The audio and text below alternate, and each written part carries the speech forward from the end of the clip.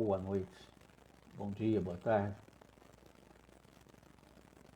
Que o Mestre Jesus, mais uma vez, nos inspire. Mendes, boa noite para todos nós. Obrigado.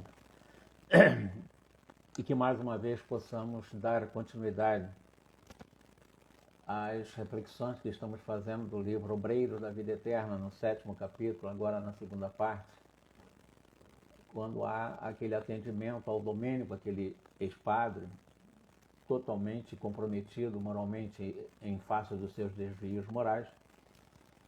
E vou fazer uma rápida rememoração para que nós possamos fazer esse link. Depois de longa crise de prantos, Domênico,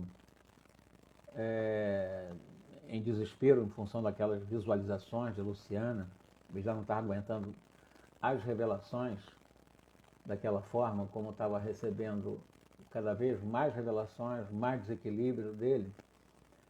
Ele entrou em um choro muito convulsivo, né? E por muito tempo Zenóbia solicitou ao ex-padre que faz parte da expedição, André Luiz, Jerônimo, Luciana e o Hipólito, que é um também componente da expedição, e ele tem uma experiência teológica, tem experiência num sacerdócio, né? Ele foi um padre, Hipólito, faz parte do grupo agora de André Luiz, e ele foi convocado por Zenóbia exatamente para que pudesse trazer, difundir ideias novas para o padre Domênico, o ex-padre Domênico, né? Considerando a possibilidade de fazer uma aragem, né, consciencial, digamos que dar uma trabalhada naquela consciência enegrecida de um ex-padre. E houve essa convocação mental também da mãe, da que foi mãe desse Domênico na última encarnação, para que ela fosse reconduzida, ele, no caso, fosse reconduzido para a reencarnação, naquele processo inicial de uma reencarnação compulsória e expiatória. E o Hipólito, logo que ele foi comandado por Zenóbio, ele começou a conversar com aquele irmão naquelas condições de muito sofrimento. E diz ele: irmão Domênico, o Senhor misericordioso ouviu-nos a rogativa. Deseja efetivamente a sua reparação? Você está disposto, preparado para reparar os seus graves erros do passado? O Domênico despreocupou-se dessa pergunta, ele não levou muito a sério a pergunta, ficou impressionado com aquelas afirmações que ouvira de Luciana pela clara evidência, né? Aí ele disse para o Hipólito, para o padre Hipólito: existe então aqui a justiça divina em relação a anotações das nossas faltas? Há registros tão detalhados, tão minuciosos para os nossos mais secretos atos espirituais? E o ex-padre Hipólito respondeu para ele: olha, nós trazemos na própria consciência os arquivos dos nossos erros. Os justos são portadores de registros íntimos que os glorificam diante da própria consciência, diante de Deus. Transmute para sempre, meu amigo, a porta do seu ego inferior, dessa sombra que te massacra, que te esmaga, que te destrói. Estanque a vaidade, o orgulho. Não excomungue a igreja que nos reunia na terra. Nós é que fomos maus servidores, maus sacerdotes, desviando-lhes os princípios básicos para a satisfação dos nossos instintos dominadores. Então não adianta você atacar a igreja como instituição. Você tem que fazer um balanço de consciência e saber que você, como sacerdote, se equivocou de uma forma gravíssima. Procurávamos o reino transitório do poder temporal através de ingênuas manifestações do culto externo, pelas missas e outros atos sacramentais, manifestações desses cultos externos, aliados, todos nós, a uma política corruptora, esquecendo-nos do reino de Deus e da sua justiça. Então ficamos muito presos, tanto aos rituais, aos cultos externos, tanto quanto aos interesses baixos da política humana, dos poderes materiais. Então, Domênico, não condenes os antigos superiores nossos, que também espiam nas regiões tenebrosas. Não adianta acusar bispos, arcebispos, cardeais, papas, etc. Não adianta. O erro é individual. A escolha foi nossa. Quantos desses, do chamado altíssimo clero da nossa igreja, se enganaram, honrando no mundo a si mesmos, se exaltando a si mesmos, esquecendo-se do Senhor, e, evidentemente, isso não trouxe nenhum tipo de benefício para eles, e, não obstante, as suas hierarquias de alto clero.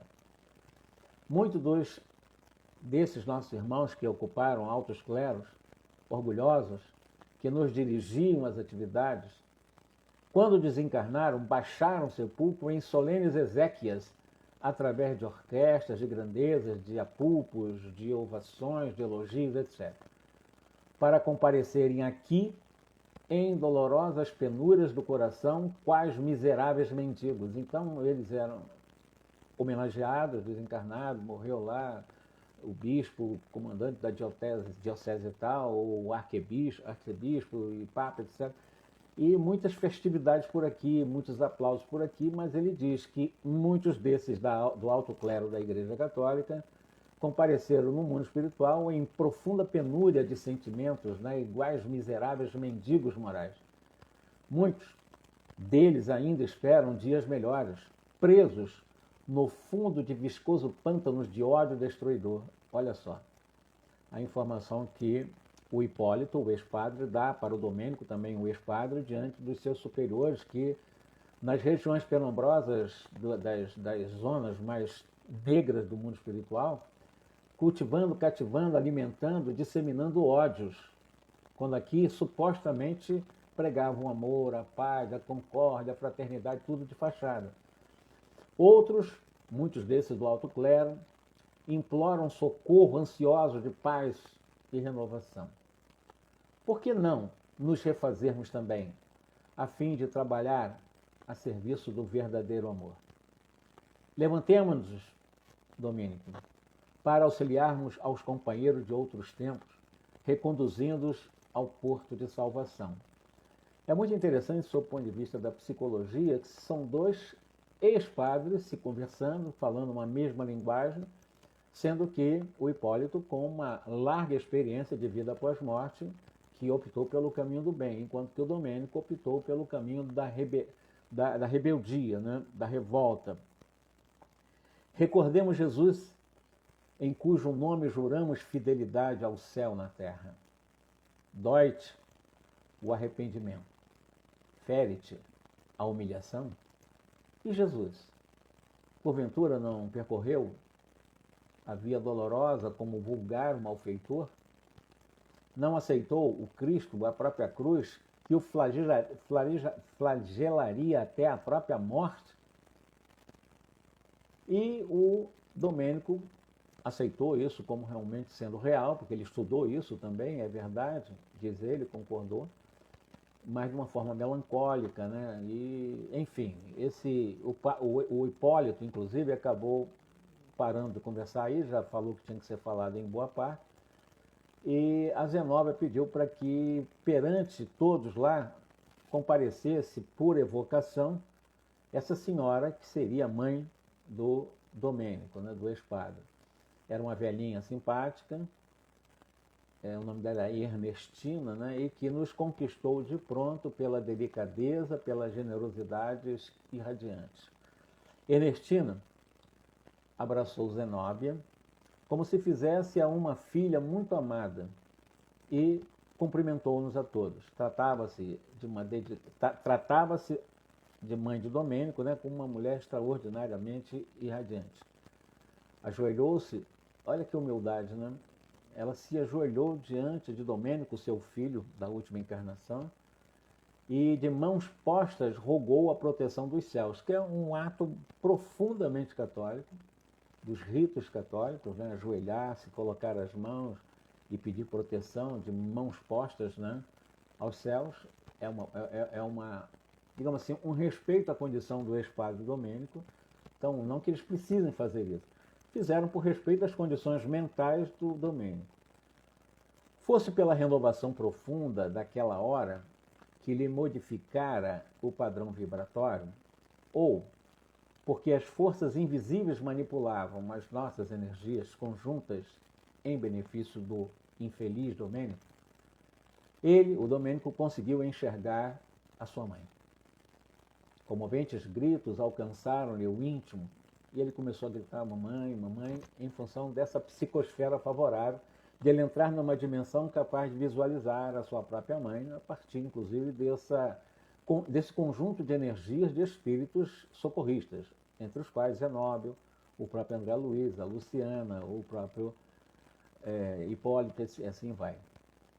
Então o eclesiástico que zombara de tantos corações na terra, do mesmo modo agora invocava o nome da mãe como se fora uma frágil criança desviada do lar. Abriu ansioso os braços, procurando-lhe o seu amigo. Zenóbia, com carinhoso cuidado, ajudou-o a refugiar-se no colo materno. Então a Zenóbia preparou o corpo perispiritual dele e colocou-o no seio da mãe. E a mãe dele apertou, né, de encontro ao peito, e ele dizia, minha mãe, e gritava, colando a cabeça ao tórax da mãe e pedindo ajuda, perdoa-me. E recordando as narrativas da clarividente Luciana, que lhe modificaram o ser, acrescentou, mãe, a justiça divina descobriu-me. Sou um réprobo, sou um mísero sem perdão. Eu sou um malfeitor bárbaro.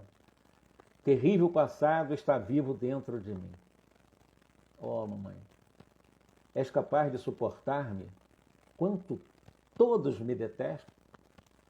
Ernestina conchegou mais de perto do coração e falou, eu não sei, meu filho, se foste criminoso. Sei que te amo muito. Sei que sentia saudade de tua presença. Um desejo enorme de sentir-te de novo junto de mim. Que haveria de mais belo para meu coração que a doce ternura desta hora. Deixa que nasçam em ti pensamentos de reconhecimento ao nosso Criador. Medita sobre a grandeza de Deus e sinta de que ninguém é abandonado por Deus. O pensamento de gratidão a Deus é como um raio vibrante, brilhante da alvorada, preludiando o erguer do sol sobre as trevas da noite. Qual de nós não terá sido defrontado pela tempestade da ignorância?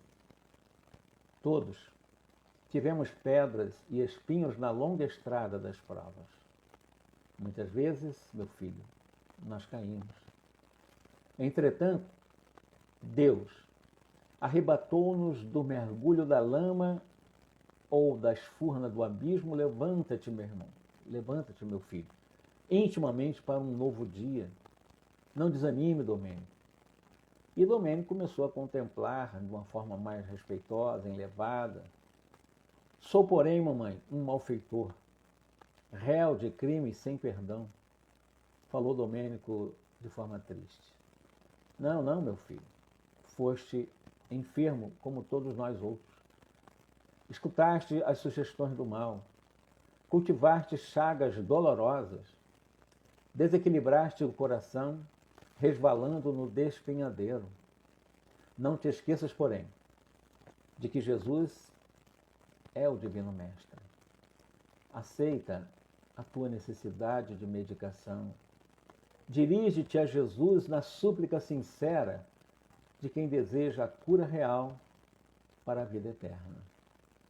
Nós, aqui, não chegamos ainda à posição dos que tudo podem ou tudo sabem.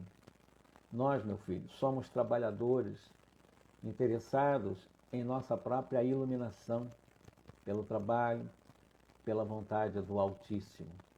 Aqui desenvolvemos as nossas faculdades superiores, sem abalos e sem milagres, adquirindo valores novos ao preço de nosso próprio esforço. Acreditarias, porventura, que tua mãe estivesse no paraíso, em plena felicidade beatífica, inteiramente esquecida dos seus imensos débitos para com todos aqueles que lhes partilharam o afeto e a luta nos serviços salvadores da carne terrestre? Admitirias, acaso, que apenas o carinho materno me garantiria a posição definitiva no campo celestial? Não, Domênico, não. Horizontes diversos abrem-se para nossas almas nesse universo infinito. Nossas existências são dias abençoados de trabalho, em que ao sol do dever nobilitante e às chuvas da experiência construtiva desabrocham e crescem a nossa faculdade divinas para a eternidade.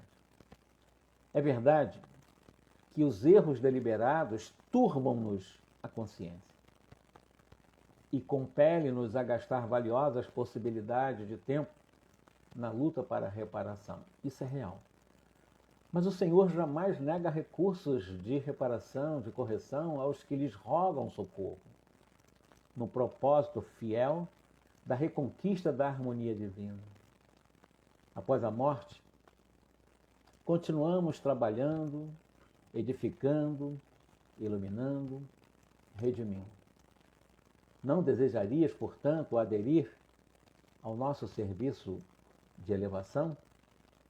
Não pretenderás fugir ao círculo de sombra a fim de ganhar os caminhos da própria luz? Quer dizer, não pretendes sair dessas sombras egóicas a fim de caminhar dentro da sua consciência agora desperta para o caminho da própria luz interior, da luz que já somos em intimidade? Essa palavra incisiva e branda de Ernestina transformava o semblante e a mente, pouco a pouco, de Domênico. Reconhecendo o efeito de suas advertências, prosseguiu a genitora. Não seja a lembrança angustiosa dos tempos que se foram, nem obstáculos à realização que necessitas neste momento. Todos aqueles a quem feristes não desapareceram para sempre. Eles, as suas vítimas, prosseguem tão vivos quanto nós, e poderás buscar os credores de outras épocas, atendendo à exigência do resgate necessário. O êxito, entretanto, pede um coração ardente, nessa fé viva de um cérebro pronto a compreender o bem e a praticar o bem. Sem a esperança, meu filho, sem o espírito de serviço, dificilmente pagarás o débito pesado que te prende a alma às esferas inferiores. A fim de conquistar semelhantes valores, considera a eternidade e o infinito amor de Deus. Não te encarceres vendo sacrifícios onde apenas pulsam sublimes oportunidades de ventura e redenção. Se a consciência te acusa, roga a Jesus, alivie o teu íntimo de esperança. Não desanimes. Deus permite que a alvorada siga a noite escura. Por que não confiarmos de maneira absoluta no Supremo Poder? Todos, na realidade, não somos nada, nós somos um nada, meu filhinho. Mas Deus tudo pode. Domênico, esquecer as palavras odientas e blasfemas de minutos antes e, conchegando-se ao coração materno, rogava: minha mãe, o infortúnio colher o meu espírito desventurado. Não me abandones. E ela disse: nunca vou te abandonar. Peço-te, porém, meu filho, que jamais abandones Jesus. Sim, disse Domênico em pranto. Jesus, nosso mestre, nosso Senhor. Domênico ainda comentou à mãe: que saudade de minhas preces quando criança. A senhora me ensinava a ver o Criador do universo em todas as dádivas da natureza. Meu coração banhava-se feliz na confiança e no amor, e a simplicidade habitava a minha alma quando criança. Depois, Nas seduções do mundo, perverti-me ao contato dos homens ambiciosos, dos homens desonestos. Ao invés da piedade, cultivei a indiferença. Em lugar do amor fraternal, coloquei o ódio ao meu próximo. Escondi o coração e exibi a minha máscara. Fugi às verdades de Deus e fantasiei-me de ilusões. Por que fraquezas pode, então, o homem operar semelhantes permutas tão radicais, quando criança a pureza e quando adulto totalmente destrambelhado moralmente? Por que menosprezar tesouros da vida eterna e mergulhar-se em tão sinistros enganos? Ó, tu que conservaste a doce confiança do primeiro dia, é sempre ele falando para a mãe dele, que nunca sorveste o veneno do absinto que me embebedou na terra, faze-me esquecer, por piedade, o homem cruel que eu fui. Anseio retornar à serenidade ingênua do berço dos momentos de infância em que eu aprendia a pureza do amor a Deus com a Senhora. Angustia-me a sede de tornar a verdadeira fé. Ajuda-me, mãe, a dobrar os joelhos novamente e a rezar de mãos postas como eu fazia quando criança, para que o Pai do céu me faça esperar sem aflição e esquecer o mal sem esquecer o bem. Ernestina, sua mãe, extremamente emocionada, auxiliou a posternar-se, amparando, porém, com perfeita ternura. Em seguida, copiando os gestos da mãezinha cuidadosa e desvelada, segurando a criança tenra daquilo que ele estava lembrando em seus momentos de infância, uniu as suas mãos em súplica e, chorando para dentro de si mesma, disse-lhe: meu filho, repete as minhas palavras. Então, tratando Ambrósio como aquela criança que, dentro da sua consciência, estava vivendo aquele momento infantil, um momento de pureza, do qual ele aprendera com a mãe dele a própria oração, bem do rito católico.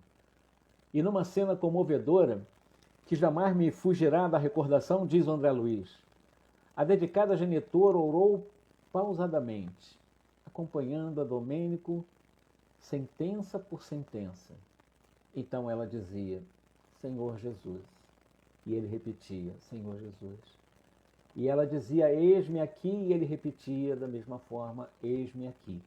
Então ele foi repetindo cada palavra de sua mãe. E ela continuou: doente e cansado aos teus pés, compadece-te de mim, bem-amado pastor. De mim, a ovelha desgarrada do teu rebanho. Ofuscou-me o brilho falso da vaidade humana. A ilusão terrestre embotou-me o raciocínio, o egoísmo enrijeceu meu coração. E caí no precipício da ignorância, como um leproso do sentimento. Tenho chorado, tenho sofrido amargamente, Senhor, minha defecção espiritual, meu desvio moral. Mas eu sei que és o divino médico, dedicado aos infelizes e aos transviados do caminho. Por piedade, Jesus, livra-me da prisão de mim mesmo. Liberta-me do mal resultante de minhas próprias ações. Faze que meus olhos se abram à luz divina. Nutre-me com a tua verdade soberana. Ampara-me a esperança de regeneração. Senhor, dá-me forças para ressarcir todas as dívidas, curar todas as chagas, corrigir todos os erros que se acham vivos dentro de mim. Perdoa-me, Senhor, concedendo-me recursos para o resgate. Não me deixes entregues aos resquícios das paixões que eu mesmo criei impensadamente, favorecendo-me com as tuas repreensões silenciosas nas situações disciplinares e, sobretudo, Senhor, retribui aos teus servos que me auxiliam nesta hora, conferindo-lhe renovadas bênçãos de energia e paz. a fim de que auxiliem a outros corações tão extenuados e caídos quanto o meu. Jesus, confiaremos em tua compaixão para sempre. Assim seja. Essa prece, então, ela foi proferida por Ernestina, sua mãe, foi acompanhada frase a frase pelo Domênico, para que ele pudesse internalizar nessa rogativa o reconhecimento dos seus equívocos, dos seus desvios e, ao mesmo tempo, uma solicitação suplementar de forças a fim de que ele pudesse reparar junto aos seus credores, no caso, ele é endividado com várias vítimas, né? Com essas vítimas ele pudesse reparar os seus graves erros morais. Domênico repetir a oração frase por frase, qual menino dócil é interessado em aprender a lição. A rogativa fizera-lhe profundo bem. Abraçou-se a sua mãe, mais calmo, enquanto que Zenóbia lhe seguia os mínimos gestos sem que lhe percebesse a presença. Perguntou de improviso: minha mãe, já que a tua ternura veio ao meu encontro no círculo das trevas, dize-me, por favor, onde está Zenóbia? Aí o Domênico, o ex-padre, perguntou à sua mãe, Ernestina, a saudade que ele estava sentindo de Zenóbia. E o que Zenóbia representava para ele. Nós vamos ver agora.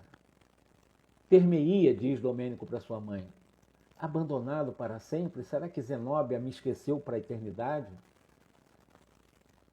Fundamente surpreendido, notei que a indagação era feita com uma inflexão dolorida, de saudade, de desencanto por Domênico. Certamente, meu filho, diz a sua mãe, a nossa amiga acompanha-te de esfera superior, implorando a Jesus te abençoe os propósitos de redenção, ela não te abandonou. Ó, tornou ele, triste, acabrunhado, se a existência humana nos houvesse unido, outro teria sido o meu destino.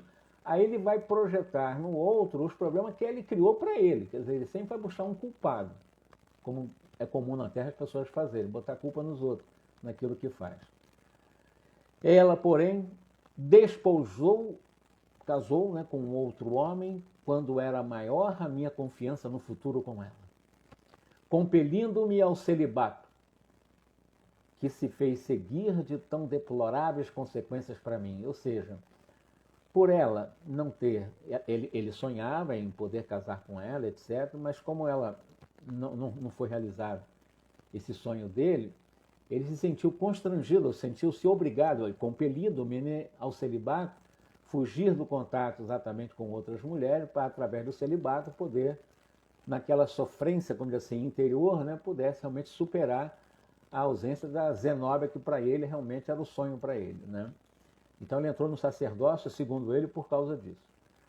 Se ela houvesse organizado o ninho doméstico, não me faltaria confiança em Deus. Ou seja, se ele tivesse casado com Zenóbia na época, segundo ele achava, falando com a mãe dele, ele teria levado uma vida diferente. Teria sido talvez pai generoso, e meus filhos ser-me-iam sagrada coroa de responsabilidade e alegria. Mais uma vez, querendo botar a culpa numa situação, querendo botar a culpa nos outros, como quase todo mundo na Terra acaba fazendo. Sofre, sofre, sofre, apanha, apanha, erra, erra, erra, a culpa é dos outros. Zenóbia, minha mãe, era a lente milagrosa através da qual eu sabia ver o mundo no outro prisma, segundo ele, numa visão de quem saiu horas antes de várias perturbações de ódio e de vingança. Então ela diz que a Zenóbia seria para ele essa lente poderosa do qual ele poderia ver o mundo de uma forma diferente. Em companhia dela, eu teria adquirido o dom de ver as oportunidades divinas que me cercaram o coração. Porque ele, desde pequeno, ele cultivava essa questão dessa pureza com a mãe dele. Ele tinha, né, o rito católico, realmente ele seguia, etc. E é uma visão dele ainda nesse momento. Todavia, quando a sorte me arrebatou, esvaiu-se-me todo o sonho de construção equilibrada na terra. Dominado pela dor de perdê-la, acreditei que a religião me ofereceria refúgio inexpugnável contra as tentações, que é o que eu disse. Ele achou que no celibato ele não iria se desequilibrar, porque ele ia dedicar esse suposto amor por Zenóbia, né, nesse refúgio contra as tentações num celibato, numa vida celibatária. Era uma visão, um cálculo totalmente equivocado dele.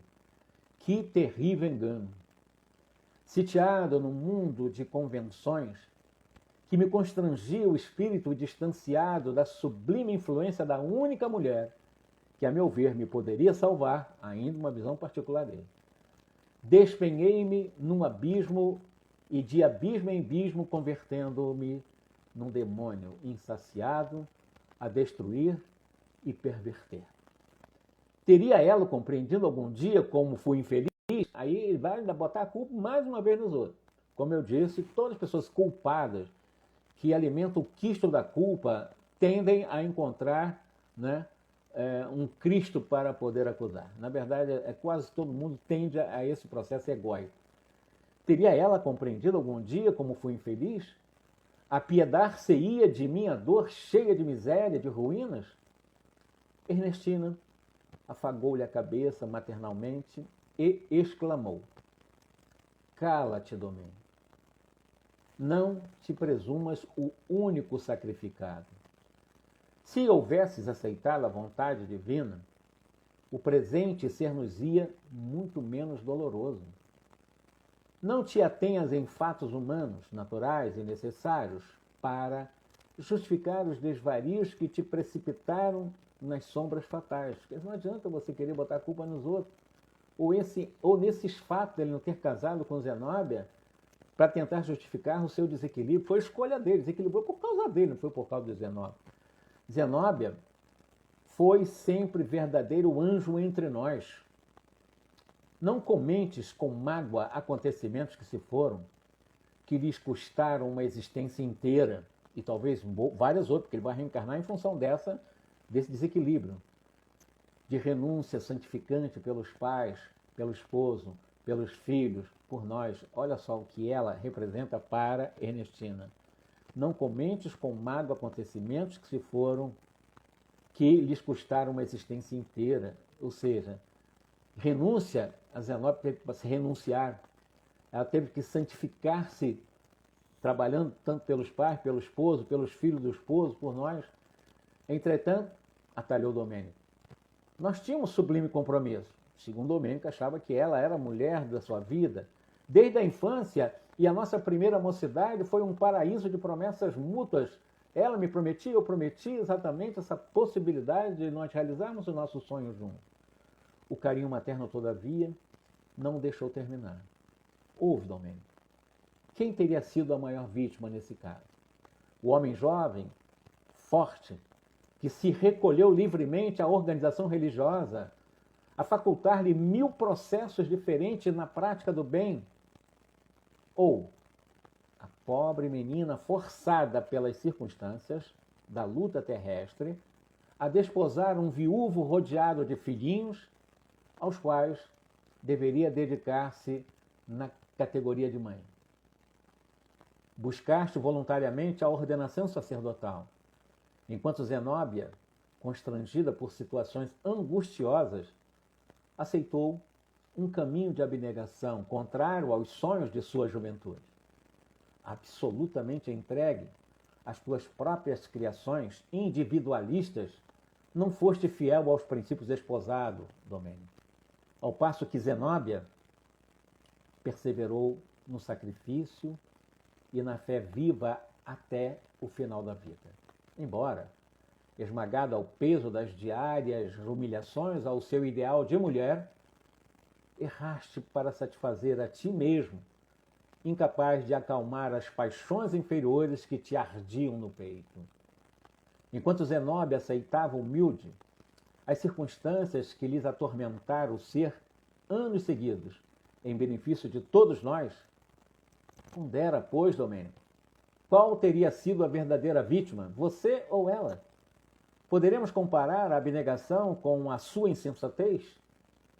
Percebia-se que a elevada orientadora se ligava aos dois através dos fios de doloroso romance que não nos era dado conhecer. Então, nesse momento, o André Luiz faz uma reflexão de que Zenóbio estava ligado tanto a Ernestina como ao Domênico, através de uma certa dor, um certo sentimento mais profundo que o próprio André Luiz não conseguiu traduzir.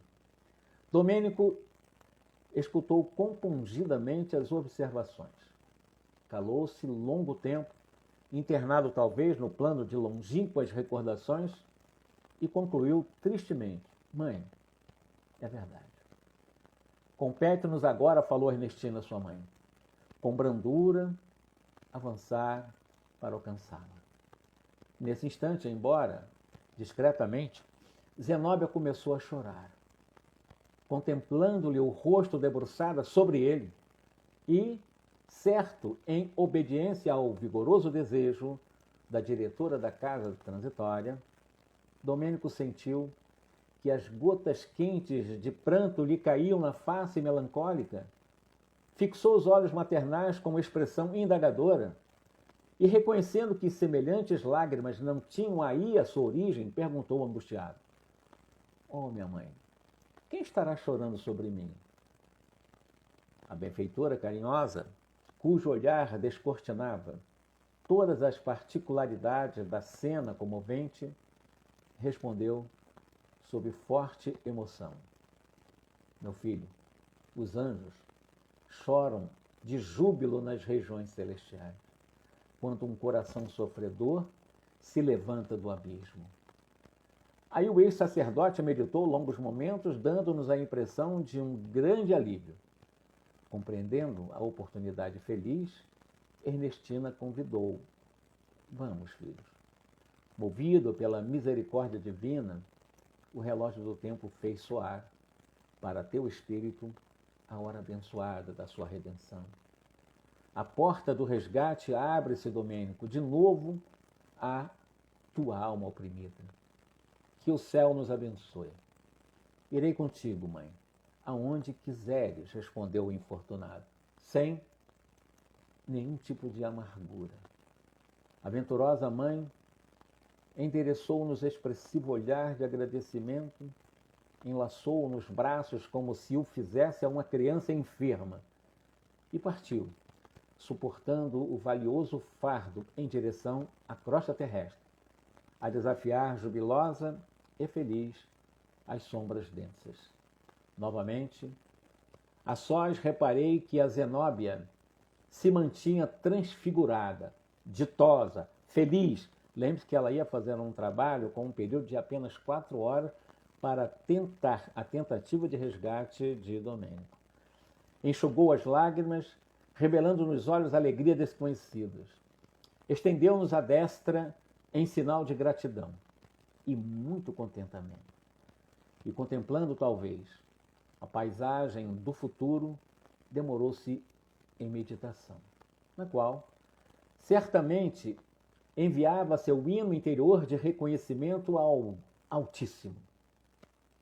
Em seguida, fitou-nos tranquila e falou: irmãos, que o Senhor lhes recompense a colaboração fraternal, repartindo com todos a felicidade que me atingiu. Graças ao Cristo e aos dedicados amigos, acabo de vencer uma grande batalha na guerra do amor contra o ódio, da luz contra as trevas, do bem contra o mal, em que me encontro empenhada desde muitos anos. Logo após, atendendo ao plano de trabalho organizado pela sábia orientadora, nos reunimos aos diversos auxiliares, que se detinham à distância a fim de nos comunicarmos com os filhos da ignorância e do infortúnio temporário, habitantes do abismo. Na realidade, o 7º capítulo nos faz refletir vários pontos extremamente importantes na vida de cada um de nós. A fuga ou a projeção dos nossos recalques, colocando matrizes de culpa nos outros, a invigilância, o egoísmo, a renúncia, a humildade, a compreensão. E quando eu falo renúncia, a absoluta renúncia da mãe, a absoluta renúncia de Zenóbia, a renúncia dessa equipe de trabalhadores, o trabalho de Luciana com a sua capacidade de clarividência, as articulações verbais através da teoria que conhecia o Hipólito como ex-padre, vendo o seu colega também ex-padre Domênico nessas condições, levando a ele a um processo, a um convite para uma tomada de consciência dentro de vamos lavrar essa área da sua consciência para você poder ver a capacidade da germinação de sementes maravilhosas que aí já estão em latência, porque todos nós trazemos em nós, em latência, a semente do amor, a semente do bem, do belo, do bom, a semente da luz. Não há ser humano que não traga essa semente, não há, é impossível, porque Deus nos criou para a pura e eterna felicidade. Por mais trevosas sejam as nossas experiências, por mais trágicas sejam as nossas escolhas em vários momentos das nossas trajetórias, de vidas anteriores até da atual encarnação, tudo isso é transitório. O mal é transitório. Somente o bem é para sempre. E como na questão 115 do Livro dos Espíritos explica com muito detalhe, de que uns alcançam a relativa perfeição com espaço menor de tempo através das próprias escolhas, porque não murmuram, ou seja, não se rebelam contra as leis divinas da própria consciência, fazem escolhas egóicas e acabam sendo absorvidos pelas sombras do ego. Eles não permitem que a consciência ilumine o próprio ego. São linguagens junguianas, mas que são importantes nós entendermos porque nós somos luz. Todos os seres humanos somos luz. Em essência, somos luz. Agora, em latência, essa luz vai se expandindo. Haverá um momento em que a nossa luz será tão intensa que nós assambarcaremos sistemas planetários. A luz de Jesus assambarca todo o sistema planetário. A luz de Jesus ela alcança o infinito. Nós também um dia seremos Jesus, é um nome, né? Nós seremos Cristos, estaremos nas condições angélicas, porque nós fomos criados para isso. Então todos os nossos equívocos, todos os nossos erros, assim, não é para sempre. Por isso que esses espíritos se dedicam, esses obreiros da vida eterna, esses outros obreiros, se dedicam a nós porque eles sabem do nosso futuro, que há jeito, porque tem aqueles que criam uma caixinha escravizante de conceitos errados, de que eu não posso, que eu sou um lixo, que eu não sou capaz, que eu não valho nada, que eu sou um zero à esquerda, que tem pessoas que alimentam esses erros em termos de mente, de conhecimento mental, que escraviza. São as chamadas crenças escravizantes e valores também que nos escravizam. Mas se eu começar a ultrapassar essas crenças limitantes, começar a pensar na luz que eu sou, no amor que também já possuo em mim, em todas as virtudes que Jesus ensinou, que já há em latência em mim, e começar a cultivar isso em mim de forma amorosa, com certeza absoluta eu não vou me prender nessas mentiras de que eu não posso, que eu não sou capaz, que eu errei, que eu não podia ter errado, por que eu errei, e fico criando o quisto da culpa. Errei. O que eu posso fazer agora? Domênico vai reencarnar. Outros seres reencarnaram. Outros vão reencarnar, nós da mesma forma, porque a reencarnação tem essa função de um processo de reavaliação dos nossos erros. A reencarnação é um convite para nós reaprendermos naquilo que nós erramos e nessa reaprendizagem nós podermos crescer e dar um impulso muito, eu digo assim, muito intenso de evolução numa encarnação. E nós podemos mostrar alguns caminhos que foram seguidos por um Paulo de Tarso, por uma da própria Maria de Magdala, Maria Madalena, e outros grandes nomes que conseguiram, numa encarnação, dar um salto de qualidade de evolução, porque encontraram essa auto-amorosidade, esse auto-respeito, esse auto-carinho, essa auto-valorização, ao invés de colocar na mente que eu não posso, que eu não sou capaz, que eu não valho nada, que eu não tenho jeito, que eu não saio do buraco. Ele vai sair. E foram utilizadas algumas técnicas. Técnicas são importantes, né? Alguém conseguiu entrar no mundo mental dele, captar aquilo que está registrado e trazer para ele para uma parte mais assim consciente da sua realidade ainda obstruída ou bloqueada pela atual encarnação ou pela atual condição de desequilibrado, que era o Domênico, trazia toda a reverberação dos erros que ele cometia no subconsciente. Quando alguém entra lá, olha, foi isso, mas ele não ficou destinado para sempre no sofrimento. Em algum momento ele chorou, se arrependeu, está passando um processo expiatório violentíssimo, ele com ele, que nem precisa ser tão violento assim, Porque quando nós aprendemos as técnicas, errei. Todos os seres humanos erram. Só Jesus não errou. Todos os seres humanos erram. Todos, sem exceção. Então, errei. Tenho noção desse meu erro. Sei da repercussão desse erro. Sei dos males que eu causei com esse erro. E, de repente, eu começo a fazer um movimento dentro de mim, de certeza, aí vai a minha mente sem mentiras, com crenças verdadeiras e proativas, de que eu tenho condições de não errar mais daquele jeito. Isso chama-se arrependimento. São 3 movimentos. É o movimento do reconhecimento do erro, é reconhecimento da extensão das consequências do erro que eu cometi e o comprometimento com a minha consciência de não errar mais daquela forma. Isso chama-se, só com esses 3 movimentos é que eu me arrependo. Senão fica numa superfície e não há um arrependimento real. O arrependimento passa por esses 3 movimentos. E o segundo movimento, segundo Allan Kardec, seria exatamente o processo expiatório. Expiação é dolorosa? Não necessariamente. Pode ou não ser, depende do meu estado de consciência. Então, quando eu estiver expiando para resgatar ou para reparar os males que eu fiz, esse momento de expiação eu posso extrair de mim o que eu falei. Eu sou luz, eu sou amor, eu sou paz, eu sou tudo bem, belo e bom. Está tudo em semente, está dentro de mim. Então, expiar, a palavra expiar quer dizer extrair a pureza que já é em mim. Então, eu consigo, por expiação, extrair essas coisas belas que eu já trago em mim para eu poder reparar os males que eu fiz. Aí eu não reparo por obrigação, não reparo sofrendo, meu Deus, eu estou pagando coisa que eu fiz, não. Eu estou aprendendo uma nova experiência, estou reaprendendo uma experiência de alguma coisa que eu errei no passado. Um cenário que eu provoquei é o mesmo cenário que eu estou trazendo para reaprender e crescer. E não amaldiçoar e dizer que eu estou pagando, que eu estou sofrendo porque eu errei. Não. Nós estamos apenas reparando. E a reparação não precisa ser necessariamente uma sofrência, não. Eu posso reparar, ainda que seja dolorosa, mas eu posso reparar de uma forma amorosa. Aí fica muito mais leve o fardo ensinado por Jesus. Porque o fardo de Jesus é leve e é suave também. Ele disse, vinde a mim.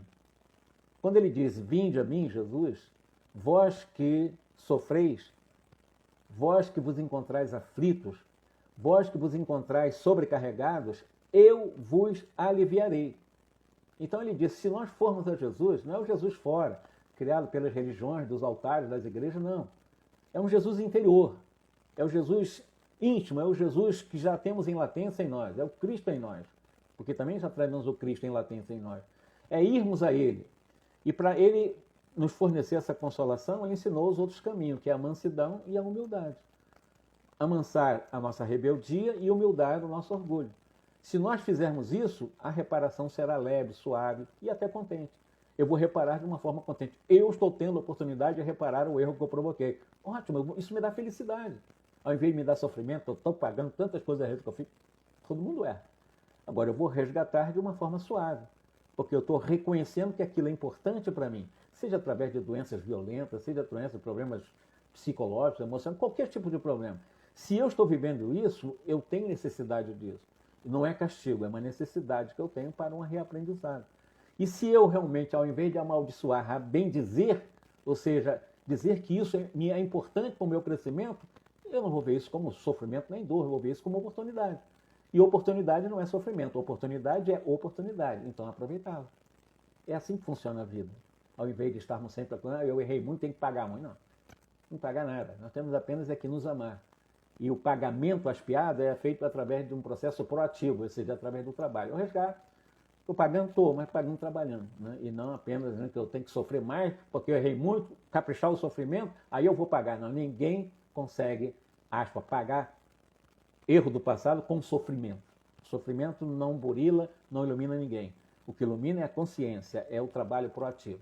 Aí nós caprichamos o sofrimento. Eu tenho que sofrer muito para pagar meus erros do passado? Não. Eu tenho que trabalhar primeiro em mim, todas as virtudes em mim, para eu poder realmente expressar ao próximo as virtudes que eu já tenho em mim, trabalhado em mim. Esse é o convite. Auto-amor, auto-respeito, auto-valorização, autoconfiança, auto-acolhimento amoroso. Ok? Ótima noite para todos nós, que Jesus nos abençoe e que vamos botar nossa mente dessa forma, sabe? Não tem esse negócio de castigo, não. Deus não pune ninguém, não. Deus nos dá a oportunidade. E a oportunidade se aproveita, E vamos aproveitar. Por mais desafiadora que seja a nossa vida, vamos aproveitar a oportunidade, porque esse é o que a gente precisa, é para o nosso bem e aí nós crescemos. Até o próximo sábado. 8º capítulo. Que Jesus nos abençoe. Muito obrigado a todos vocês. Uma ótima noite.